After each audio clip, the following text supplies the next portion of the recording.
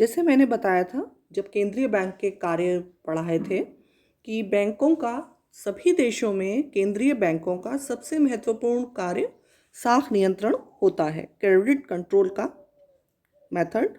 क्या अपनाते हैं वो, ये क्या तरीके अपनाते हैं साख नियंत्रण के? दरअसल हम भारत के संदर्भ में बात करेंगे कि भारत में रिजर्व बैंक जब साख नियंत्रण करता है तो कौन से उपाय कार्य में लेता है। देखिए, पहला है जिसे 3 भागों में बांटा गया है, मात्रात्मक या सामान्य उपाय, दूसरा गुणात्मक या विशिष्ट उपाय, और थर्ड है अन्य उपाय। पहले मात्रात्मक उपाय में, क्वांटिटिव मेथड में, फर्स्ट आता है बैंक दर। बैंक दर दरअसल कहते किसे हैं? बैंक दर केंद्रीय बैंक की मुद्रा उधार देने की न्यूनतम दर होती है। वैसे इसी दर पर केंद्रीय बैंक बिलों की खरीद व पुनर्कटौती भी किया करते हैं, और इस आधार पर वैसे तो बैंक दर में काफ़ी परिवर्तन होते हैं समय समय पर। और बैंक दर के लिए एक इम्पॉर्टेंट बात यह है कि देश में सुसंगठित मुद्रा बाजार होना चाहिए, जो कि भारत में उतना नहीं है जितना विदेशों में है। लेकिन फिर भी बैंक दर के माध्यम से केंद्रीय बैंक साख नियंत्रण का कार्य करता है और कोशिश करता है। एक इम्पॉर्टेंट पार्ट है, केंद्रीय बैंक कर सकता है बैंक दर में परिवर्तन करके। जब मुद्रास्फीति की दर नीची रहती है तब बैंक दर भी कम रखी जाती है, और इसके विपरीत स्थिति में बैंक दर बढ़ा दी जाती है। दूसरा है CRR या परिवर्तनशील नगद रिजर्व अनुपात, कैश रिजर्व रेशियो जिसे बोलते हैं अपन। इसके साथ ही दूसरा पार्ट है बैंकों के लिए जो वैधानिक तरलता अनुपात SLR जो रखा जाता है वो। दरअसल जो CRR है वो क्या है? केंद्रीय बैंक के पास व्यापारिक बैंकों को अपनी शुद्ध मांग व अवधि देनदारियों का एक निश्चित प्रतिशत नगद जमा के रूप में रखना पड़ता है, जो प्रचलित कानून के अनुसार इन देनदारियों के 3% से 15% के बीच हो सकता है। इसे नगद रिजर्व अनुपात CRR कहते हैं। एक बैंक की शुद्ध मांग व अवधि देनदारियां निकालने के लिए उसकी कुल मांग व अवधि देनदारियों में से अन्य बैंकों व वित्तीय संस्थाओं को उस बैंक के प्रति देनदारियों को घटा दिया जाता है, और इस स्थिति में इसका प्रभाव शीघ्र होता है, और ये जो एक खुले बाजार की क्रियाएं होती हैं उससे ज़्यादा अच्छा माना जाता है CRR में, जो चेंजेस सेंट्रल बैंक करता है उसके माध्यम से नियंत्रित करने के लिए। अब जो CRR है उसके अलावा मैंने आपको एक चीज़ बताई, SLR। दरअसल वैधानिक तरलता अनुपात, उसका अर्थ है कि जो एक निश्चित राशि बैंक रखते हैं केंद्रीय बैंक में, या व्यापारिक बैंकों को वैधानिक दृष्टि से अपनी शुद्ध मांग व अवधि देनदारियों का एक निश्चित अनुपात अपने पास तरल परिसंपत्तियों के रूप में रखना पड़ता है। यह वैधानिक तरलता अनुपात या SLR कहा जाता है। CRR का मतलब है वो केंद्रीय बैंक में जमा होगा, SLR में होगा कि वो अपने पास बैंक रखेगा, जो भी व्यापारिक बैंक है। भारत में तरल परिसंपत्तियों में नगद राशि, सोना या स्वीकृत प्रतिभूतियां भी ये शामिल की जाती हैं जो बैंक अपने पास रख सकता है। दरअसल नगद राशि में बैंक के पास पड़ी नगद राशि व रिजर्व बैंक के पास पड़ी इसकी बकाया राशि में से उस बैंक की नगद रिजर्व अनुपात CRR वाली घाटी राशि घटाने के बाद बची शेष राशि को लेते हैं। तो इस तरह से बैंकों के पास भी आकस्मिक कोई विशेष परिस्थिति हो उसके लिए ये रिजर्व रखा जाता है। और आप समझ सकते हैं कि SLR में वृद्धि से साख की मात्रा कम होगी जब इसका परसेंटेज बढ़ेगा, और SLR के बढ़ने से व्यापार व उद्योग के लिए बैंकों से प्राप्त कर्ज कम हो जाता है, इसके विपरीत स्थिति में बढ़ जाता है। फिर है खुले बाजार की क्रियाएं। दरअसल ये भी एक बड़ा इम्पॉर्टेंट काम है केंद्रीय बैंक का साख नियंत्रण के लिए, और इसमें केंद्रीय बैंक क्या करता है,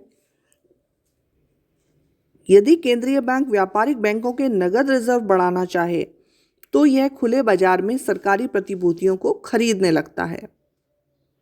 ठीक है,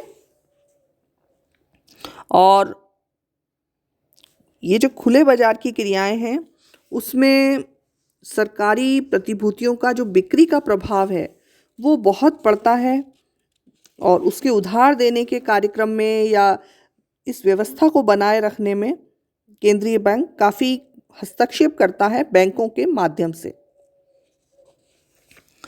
इसकी कुछ सीमाएं हैं। दरअसल इस विधि में सरकार की प्रतिष्ठा को भी हानि पहुंच जाती है, क्योंकि विपत्ति काल में जब वो प्रतिभूतियां खरीदने लगता है तो मुद्रा का प्रसार देश में काफ़ी होने लगता है। और एक बात कि खुले बाजार की क्रियाएं भी जो संगठित मुद्रा बाजार हैं उनमें ज़्यादा प्रभावी होती हैं या सफल होती हैं, जो असंगठित मुद्रा बाजार है वहाँ नहीं हो पाती। इसके अलावा साख मॉनिटरिंग व्यवस्था, ये व्यवस्था भारत में 10 अक्टूबर 1988 को लागू की गई थी, कई बार लागू करी जा चुकी है, और इसके अंतर्गत बैंकों को पूरी जांच पड़ताल के बाद बड़े उधार लेने वालों को साख की स्वीकृति के अधिकार दिए जाते हैं,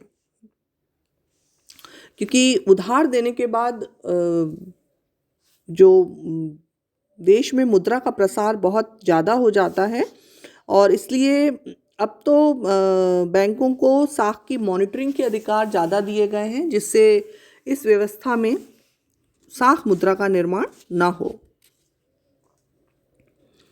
इसके बाद आता है साख नियंत्रण के गुणात्मक उपाय, और इसमें है न्यूनतम मार्जिन की आवश्यकताएं। दरअसल गुणात्मक उपाय का मतलब ये है कि